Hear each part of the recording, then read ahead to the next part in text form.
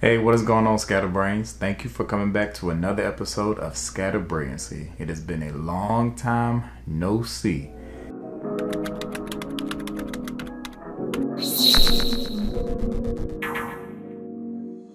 I have not been in this room filming a video in a very long time. There's plenty of things that I've wanted to make videos about. I've had several surgeries since the last time I sat in here, but I'm back in here to review Married at First Sight, Season 15, Episode 1. I had no plans on reviewing the season. No one has asked me to review the season. I don't remember if at the end of Season 13, if I said I was done, I don't remember. But I figured I'd give it another chance, and I realized that the seasons that start over the summer are a lot easier for me to review because I'm not in school and I can, actually get into the season before I have to worry about how it works with my work schedule, because those seasons that start in January, it just doesn't work. Especially given the fact that tonight's episode was 3 hours long. I am praying that this is not a recurring thing, that this is just a premiere night type situation. Because, y'all know I struggled when we went from 1 hour to 2 hours. Now, if they're about to tell me it's about to be 3 hours every Wednesday, I'm going to do my best, okay? So, please make sure that you rate this video, subscribe if you have not already, leave a comment, let me know what your thoughts were on tonight's episode.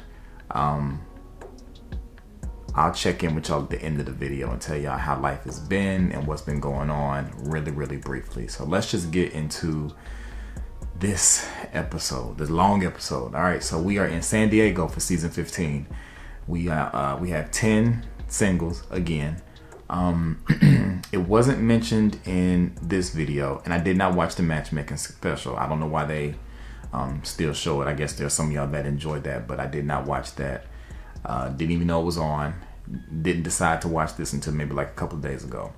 But I did see news that Dr. Viviana was no longer a part of the show and that they added Devon Franklin to the show. And I'm assuming they replaced Dr. Viviana, but who they replaced her with, I don't know. We didn't see her replacement or Devon during this episode. We only saw mostly Pastor Cal, and a couple of times we saw Dr. Pep. So those are some changes that happened. This episode, we met everyone. We saw just about everything, and we saw one wedding. So let's just kind of go through everybody. All right. I have not written out nicknames yet. I'm going to do nicknames as we go through. For those that are not used to my Married at First Sight reviews, I always give every couple a nickname because who has time to be reciting 10 names when you're trying to reference someone? So when you hear a name that you don't recognize, it's probably the combination of two of the people's name. That's just the FYI. All right, so the first couple that we were introduced to was Lindy and Miguel. Another preference, because I didn't watch the matchmaking special, there may be things that I have questions about that were answered during the matchmaking special. So if it's something that I missed or that you already know the answer to, just go ahead and leave it down in the comments. All right, Lindy and Miguel. So she is 29. She's a physical therapist. She's a Seventh-day Adventist. That is a form of Christianity that I have no clue what exactly it means, but I gathered that she was very sheltered as she was growing. She said that she was not allowed to dance, and that is just heartbreaking that you weren't even allowed to dance. I don't know if they believe that dancing is a form of devil worship. I don't know why dancing is prohibited, but it's kind of like y'all out here having babies, but y'all can't dance. So somebody had to be dancing for these babies to get here. So I don't understand what's the problem with dancing. But she is an overthinker. I did not write down everybody's little cutesy names. Anybody got time for all of that? We already got 10 names to remember. We ain't got time to remember what you are within the whole scope of this season. Just a couple things about her. She wants her husband to want kids. And during this episode, everybody told either their family or their friends that they were getting married. She told her friends. They seemed to be supportive. He, which is Miguel, is a writer and a nerd. He showed up looking like Papa Bear trying to find Goldilocks. I was not sure. It definitely gave me Dungeons and Dragons vibes. and it was confirmed that that's what they were doing. I don't understand Dungeons and Dragons. I don't know nothing about it other than it's something that I didn't participate in when I was in high school. But he is at a Dungeon and Dragon store, I guess, and he is telling his dungeon friends that he is getting married. There's like an elf and a sailor and Goldilocks. So I don't, that's that. He has a doctorate. Couldn't tell you what because I didn't write it down. But he is Puerto Rican. I'm assuming she's white. What else I got for them? Somebody got mommy issues. I'm already realizing that I didn't take good notes. But I feel like I should get a pass because it's 3 hours. But I think it must be him. So he has mommy issues and his friends have concerns about him getting married at first sight, as all friends should. At this point, I don't understand how people agree to participate with their family or their friend when they're like, hey, I'm on this show and they're trying to find me a match and you don't know what the show is about. You don't know what the show exactly does. And you don't tell them, like, maybe you shouldn't do this, but I guess, that stuff will be edited out. But if I had a friend that was going to go on the show, I would tell them, don't do it. The track record is still not great. Don't go on Married at First Sight unless you just want to be famous. I need to give them a name. I did not pre-think about any of these things. So Lindy, Miguel, I don't want to call them Mindy because we had a Mindy years ago. So let's go with Miguel. Let me type that in so I don't forget it. All right, so that's all I got for Miguel. I may touch bases on them later. We'll save Alexis and Justin for last. But they were the second couple that we met. Next couple is Kristen and Mitch. She's 32. She was engaged, but it was called off 2 weeks before because the fiance's mistress let her know that they had been sleeping together for 6 months. I believe she's the one who spent her life savings. Well, she don't have spent her life savings on the whole thing. Yeah, she spent her life savings on her wedding, and so she just went down to wherever the destination was, and they just enjoyed that week that she had already paid for with her life savings. She wants kids. And she has decided not to tell her dad that she's getting married at first sight until the actual wedding day, which I'm not understanding the logic behind that.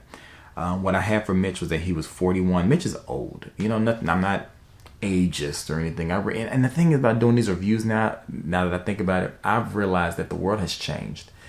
And the kind of jokes that I could make years ago when I would do my Married at First Sight reviews, I don't think I can make those jokes anymore because people are so quick to get canceled and people deem you something phobic because of jokes that you make. So I feel like I got to tread lightly in a sense, but I still want to be authentic to the people who watched me, in those early years. But he's old. He's 41. He wants kids and he cleans the ocean. I don't know what his professional job is because either they didn't tell me or I didn't write it down, but he wants the world to be a better place. So he cleans oceans. He told his close family he has an older brother who's married, who I guess he kind of looks up to. One thing that seemed to be a trend, and y'all can correct me if I'm wrong, I don't recall any of the 10 people coming from a 2-parent home that was still together. I heard a lot of my parents divorced when I was X age and stuff like that, but I don't remember anybody kind of saying like, yeah, my parents were married and they're still married now, which I thought was an interesting dynamic that I think they being the participants, should be able to pull from. But y'all correct me if I'm wrong down in the comments. All right, Kristen and Mitch. Will Mearston, I don't like that. Kitsch, I like Kitsch. We'll go with Kitsch. They will be Kitsch from this point forward. Let me write that down. All right, moving on to Morgan and Ben. Morgan is 27. She has a Japanese background from what I understand. She has a very intense energy. She does some kind of fighting. I want to call it Mai Tai, but that is not what it is. That is a drink. I don't remember what the exact name is, but it is a type of Asian, I'm assuming, traditional type of fighting. You fight people. I don't know. She fights so hard that she had a friend there, and her friend was, I guess, kind of telling the camera, I hope her husband can handle that she's a fighter, because look what she did to my tooth. And Morgan chipped her friend's tooth, and the whole time I was thinking, like, you didn't get that fixed? You just been walking around just snaggletooth? Like you didn't get that? I never understood, and no disrespect to anybody, that, something happens to your teeth and you just don't get that fixed. Like, if somebody chipped my tooth, I'm going to get a replacement, a cap or something. I'm just not about to walk around here snaggletooth looking like I'm a piranha. Like, that's just not about to happen. But yeah, she got real intense energy. She's going to be marrying Ben. He is 29. He is a mama's boy. His parents were from Vietnam. He is very frugal. Very frugal. They showed a produced clip of him looking for change in his couch. It was very set up. It was not authentic. He mentioned like he doesn't use AC and all of those things. And I'm just like, couldn't be me. Couldn't be me. Maybe it's because I'm black, but I just could not be using the AC just to not use AC. If the AC is there, I'm going to use it. And their dynamic will be interesting because later on in the episode, she was talking about how she wants to go back to Asia, whatever the particular, I think she might have said Japan, where her family has some kind of shrine and there's a sword with her family's name on it, and she wants to spend money to do things. Nothing like glamorous or lavish, but I'm pretty sure that's going to be an issue for them later on. I felt like we were being led in a lot of the episode as far as like when the couples all got together and they were meeting up, like the guys with the guys and the girls with the girls. I felt like we were being led down paths to kind of start forming our opinions on what the dynamics of these marriages were going to be, because it almost seemed fake. It could have just been coincidental, but it almost seemed fake that, it was like a juxtaposition. Like you had, what's her name? Morgan talking about the things she wanted to do, the places she wanted to go. And then we had Ben talking about how he don't spend any money. And it seemed to happen with almost every couple, even if they were talking about, I want somebody that's like this. And then you cut to the other person, like, I want somebody that's just like this. And I was just like, this feels a little overproduced, but he's into stocks and crypto. His friends were kind of bagging on him about the fact that he never really bought a girl jewelry. And he mentioned like, when it's her birthday, I'll just buy her stocks or something like that. But he would rather invest the money that he is saving as opposed to spending it on things, which I can understand. So we'll see how they work out. Last couple before we get to the one that got married is I knew I was going to mess her name up. I want to say Stacia, but that's not right. So I'm going to say Stacia, and that probably is wrong too.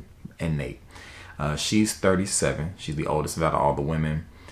She tells her mom that she's getting married, and she is a self-proclaimed boss who is addicted to coffee and success. Stacia has worked very hard, I guess, to build her business up and make sure that she has nice things. She has investment properties. I guess she does a little bit of real estate on the side. I think she said she was in the finance world. And it was interesting that she said at one point she emancipated herself, I guess, to have a different experience when she was growing up. And I think she said she was about 16 when she did that. She doesn't know her biological father. Her mother appeared to be African American, so I'm just making an assumption that her dad is mixed race, white, something in that nature, just based off the complexion of her and her sister. What's his name? Nate. I don't really have much about Nate other than he sold knockoff purses. He what they call him? A booster? Not a booster. Boosters steal stuff. Y'all wouldn't call him a scammer. I guess he was a hustler. We'll just call him a hustler. He was just, trying to do what he could to make some money, and he chose the route of selling purses, and he's just hoping that she does not judge him for that, which she probably will, given the personality that it seems like Stacia has. Their nickname shall be, I didn't give a nickname for the last one, but we'll go back to them. Stacia and Nate. Shate. I don't like that. That's almost like a curse word. Nastasta. I don't like that either. Sate. I don't like that combination at all. We're going to go with Sate for now. Sate.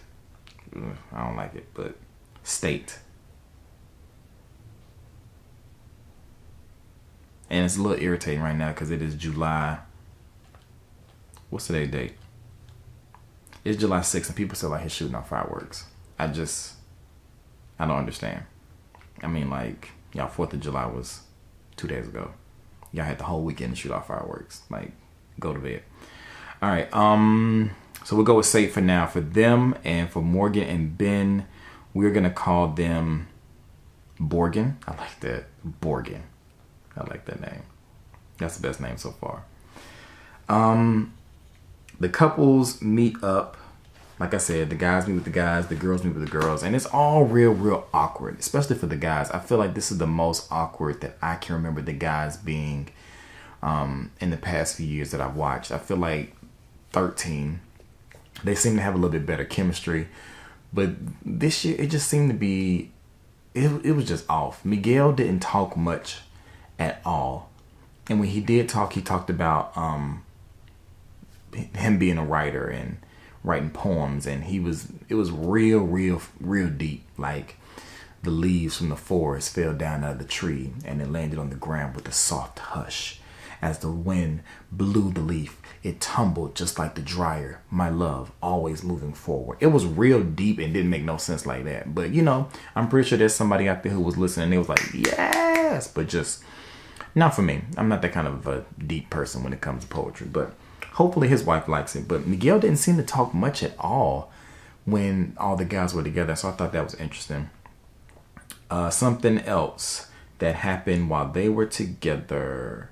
I thought it was interesting that when the girls were together, they kind of had Alexis almost narrating how everybody's personality was. But maybe it's because she was being the most honest. And one thing I just realized that I missed was that Stasia's mom asked her about a post-nuptial agreement, and I guess this is because she's concerned about all the things that her daughter has done for herself. Will she be able to protect it from whomever it is that she's getting married to? So I don't think that that's anything that I can remember that there's been conversations about. I mean, clearly there's not going to be any prenups because they don't know each other until they get to the altar, but I don't know if I ever remember on a season somebody having the conversation about a post-nuptial agreement. So we'll see where that goes, and I think that should be interesting.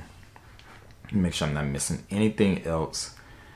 Like I said, the episode was real long, and I did the best that I could. So we'll talk about the main event today, which is Alexis and Justin. They were the couple that I kind of felt like we got the most information about, as well as the first couple that got married. So Justin is 33, and the unique thing about Justin is he is 6'8". Justin is very tall. Very tall. He was engaged. He's been celibate for over a year. He was raised by his brother. I think he said from like 13 to 19. Not really sure why. I thought it was possibly because like the parents were deceased, but his mom was at the wedding. So I don't really know what the backstory was as far as why his brother was raising him, but there's that. I almost don't even feel like, and this is no disrespect to anybody who's adopted, I almost feel like Justin is not biologically related to them, just because one, he don't look nothing like them to me, but I'll leave that alone. He tells his brother and his sister-in-law about him getting married, and his brother has a very the reaction that the brother gives is just not what Justin wants to hear, and Justin gets very emotional because he wanted to feel supported by his brother, but his brother is like, you're making a mistake. I'm gonna have to go with Justin's brother. Justin's brother's like the only person who got some sense right now, and clearly you can't talk him out of it at this point because he already signed that good old lifetime contract, but he's thinking correctly. Justin is making a mistake. Alexis is who he'll be marrying. She's 29. We see her playing football with her guy friends. She's been proposed to 3 times, and she said no all 3 times. I believe she said the first one was a high school sweetheart, the next one was a college friend, and then the third one was a college sweetheart. I didn't understand that whole college friend thing, but she said no all 3 times. We only got to see Justin and Alexis and Nate and Stacia Sate. We only got to see them try on like tuxes and wedding dresses, which I thought was weird because we saw them doing the fittings, and then it went straight to the bachelor and bachelorette parties, which were extremely uncomfortable to watch. Those of y'all that know me know I don't like watching anything like that, like strippers and all that kind of stuff, it disgusts me. I just like, put your clothes back on. It just makes me really uncomfortable. But all right, let's talk a little bit about Justin and Alexis. What's the name gonna be? Jalexis. And I don't want to do Austin. Jalexis. We gotta come back to that. I gotta figure that out. Clearly, James Allen sponsored the jury for this season because they made sure they showed that logo. The brothers had a falling out at the bachelor party because I guess Justin's older brother, was really just trying to tell him, like, you're making a mistake, you shouldn't do this, and they ended up falling out on camera. But they said later that they did make up, prior to the wedding date. Camera stopped because I ran over my time. But Alexis said that she only cries twice a year, and she was going to cash in one of those cries. When she saw her mother, she let out an ugly war cry, and I think it's because the reality of getting married at first sight really hit her. But she was just like crying almost uncontrollably, but it wasn't a whole lot of tears. It was kind of like an inner cry, you know what I mean? But she's just questioning, if she's doing the right thing, and you're not doing the right thing.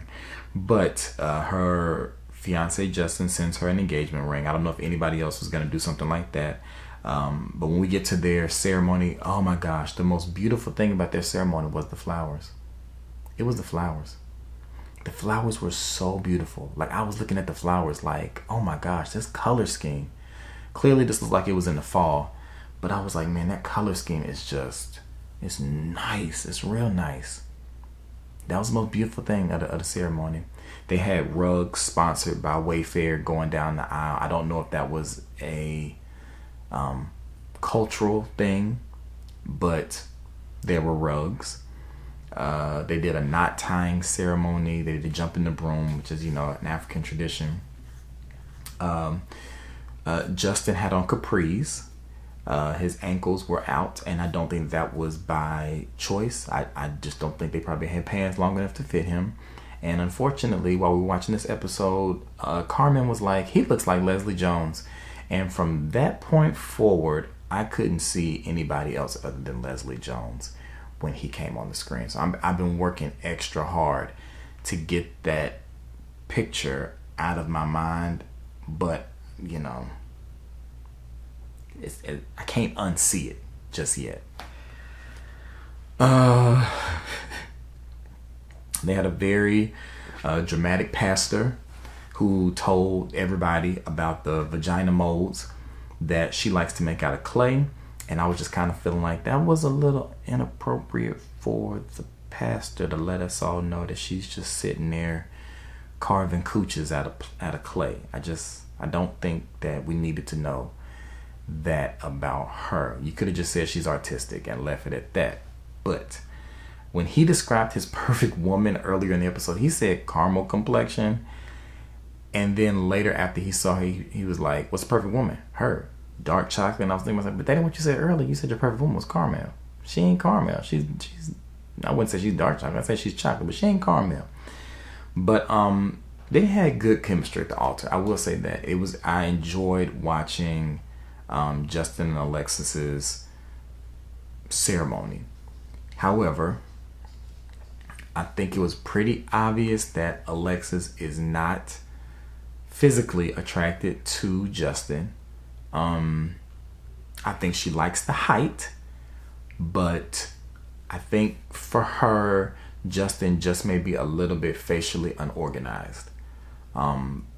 And she eventually confirmed my suspicion later, because she said physically he's not her type, but he ain't awful. And she said a mouthful there, because she probably should have just kept that to herself, but we had kind of been built up to the point of knowing that Alexis speaks her mind. And him watching that back, I feel for him having to watch her say that on national television. But that's that. That's the whole 3-hour episode in a very, very, very small nutshell. Obviously, I've missed plenty of probably little moments that we should talk about, but we'll just have to circle back around to them when they become relevant for the sake of time. I'm going to give this season all that I can. I'm just scrolling back through my notes to make sure I didn't miss anything. I think I hit everything that I thought needed to be hit. Oh, Alexis and Justin needs a name. Jalustin. No. Alexton. Their names just don't gel well at all. Jexus. We're just gonna go with Jexus. Jexus. We're just gonna go with Jexus. Alright. Yeah, so I hit everything I'm supposed to. So y'all gotta let me know what y'all thought about this episode down in the comments. I'm excited to get back in the swing of doing these reviews. Trying to get this whole situation set up in here was just so different now. For those of y'all that follow me on social media, you know that business wise we've been doing a lot. Last year when I did the reviews during the summer, I was gearing up to sell my Christmas wrapping paper, and I'm still doing that. I have a new design that came out last year. I have gift bags now. My wife sells gift bags that are African American inspired for different holidays like Mother's Day, Father's Day, kids' birthdays. I sell African American Christmas stuff like African American gift wrap, gift bags. I don't think I have anything that I can grab. Maybe I do, because I feel like if I'm gonna be on here, I might as well promote. Somebody asked last year, did you only start doing the reviews to promote your stuff? Yes. And that's what I'm going to do again this year. It's going to be a trade-off, I feel like. If y'all are getting the reviews from me, you're going to also get some promotional material in these reviews. Okay? Like, for example, like here's one of my wife's gift bags. So I think I've shown these in plenty of videos, but these are from celebrateblackness.com. So if you go to celebrateblackness.com, you will see all the different gift bags that she has. And here's my wrapping paper. So this was the wrapping paper that I was selling last year that a lot of y'all bought, and I'm so appreciative of your support. And then this is the Black Santa wrapping paper. That's the newer one. And then I have a brand new design coming out later this year.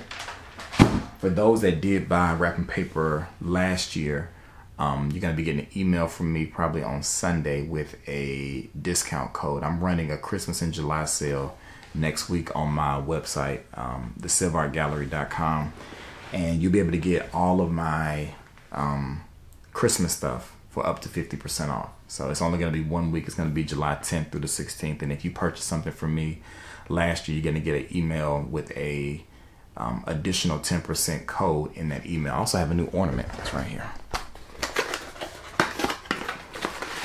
So it's a glass ornament I got made. So it has the Black Santa and Mrs. Claus on it. So it'll be on there as well. This is brand new. So yeah, if you want to get ahead of your Christmas shopping, make sure you hit up my website.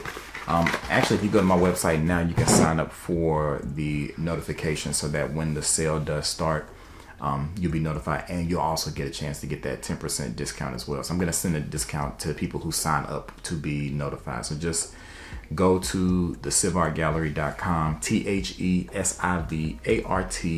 gallery.com, and go to the Melanin Holiday gift shop and sign up to be notified. And then the sale starts on Sunday. Everything's up to 50% off. And I'll remind y'all next week. But all in all, everything is good. I'm going to do some more videos about the surgeries, about my eye surgery, about another surgery I just had. And, I'm going to try to do some vlogs, some family vlogs, because these kids are crazy now, okay? But I'm going to go ahead and get off here so I can get this video edited and up to you guys. I'm looking forward to watching the season with y'all. Let me know what y'all think. I'm not going to do predictions as far as who stays together and who doesn't until I see everybody's chemistry together. So that'll probably be next week, I'm hoping. But again, make sure you rate, comment, subscribe to the channel if you haven't already. My name is Travis. Thank you so much for watching, and I'll be talking to y'all soon. Peace.